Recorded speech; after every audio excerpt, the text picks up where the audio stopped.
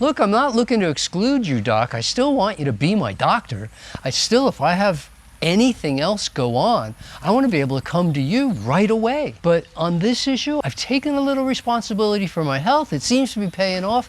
Please, can you secure me in the fact that I really no longer need to take these meds, or that I need to take less of them, and everything should be copacetic.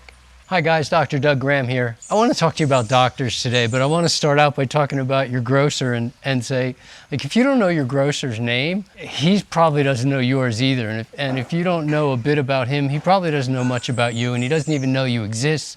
And if you want him to treat you with special consideration, like maybe treat him with some special consideration too. Make friends with him, exchange information, do what you need to do. Develop a relationship, and he'll take better care of you. And the same thing is true for your doctors. Doctors kind of, in many ways, like to be unapproachable. I mean, they really just want to do their business and not make friends with you necessarily. But at least they want to know enough about you. You want them to know enough about you so that they can take your special desires into consideration. You may want him to know that you want minimal drug use, and to keep that in mind when he's talking to you. Or you may want him to know that you would be open to making lifestyle changes if that would pay off for you in a way that he might not talk to other people who say, "Doc, just give me the pill. I don't want to change anything." And you want him to know that you're that person. So there has to be at least some getting to know your doctor. And I know many people like their doctor. Oh, I've got the best doctor, or this, he's always so personable, or he's, always available to me. Or one time I called in the middle of the night and he called back. I mean, it was amazing. That's all well and good. At the same time, you don't want to offend your doctor, partly because you don't want to lose your doctor. You would hate to have him say, "Oh no, you're just too rude, I can't deal with you." Or "You're just impossible, you never follow my directions anyway, why should I keep you as a patient?" Different doctors have different attitudes about that and about their sworn dedication to service. But okay, we have to look at that at least a little and realize that indeed they are people too. At least at the moment, we still go to people for doctors. So they're people too. They've got feelings, and they have good days and bad days, and they have whatever's going on, and it's not a machine. And heck, people get mad at machines. But we have to be a little more selective in our getting mad at our doctors, and knowing that we don't really want them to get mad at us. We want them to serve us. And so the question comes, how do I get healthier and keep my doctor?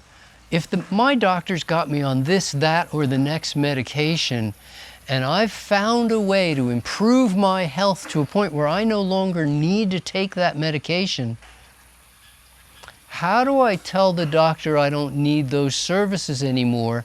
Should that really negatively affect the doctor? I mean, shouldn't the doctor be overjoyed? He's got more than enough work. There's always saying, look, we need more doctors. There's not enough. The doctors have plenty of work. Shouldn't he be thrilled, he or she, that, wow, you found a way? And if you go to the doctor, you could ask for their help, and that might appease the doctor a little more and say, "Doc, I'm making lifestyle changes. I'm concerned maybe I'm a little over medicated. Would it be possible that you could help me cut back on this, that, or the next medication?" There's lots of meds where you can cut back, where people make changes. You can change your diet and need less insulin. You could change the amount of daylight you get and need far less vitamin D. You could change how much strength training you're doing and need less calcium. There's lots of things that could come about. There's all sorts of meds that you can wean off of simply by improving your lifestyle.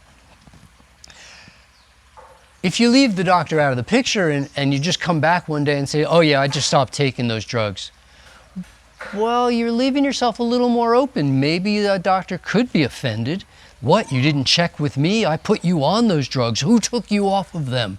Well, it's illegal for anybody else to take you off of meds other than yourself, which makes it, at least in our society, a bit immoral as well.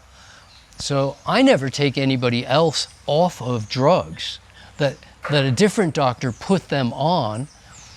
So, but I've certainly helped lots of people make that change. And I think the best way to do it is to include your doctor in the fact that you're making lifestyle changes, you're noticing, just like you might find that your eyes get better. And you go to the doctor and say, Doc, could we re-examine my eyes? I'm thinking my eyes have gotten so much better that maybe these glasses are too strong for me, which isn't something the doctor sees often, but it does happen.